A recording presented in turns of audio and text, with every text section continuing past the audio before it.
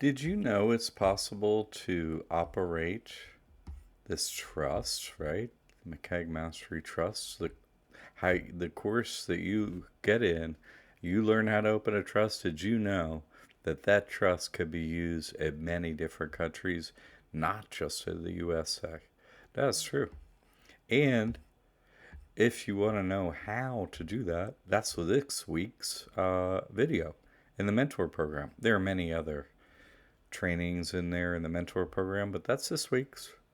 Uh, each week in the mentor program, there's a video placed in there that I make myself that goes over an individual topic in depth so that you can do uh, everything you need to do with the trust. Uh, there are many different, there's a long list of uploads in there.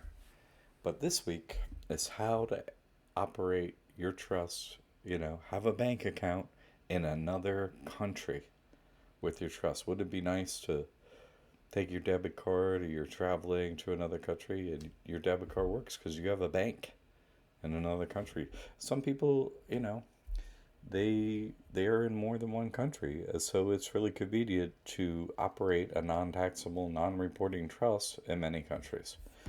Anyway, get on the mentor program and find out how to do it.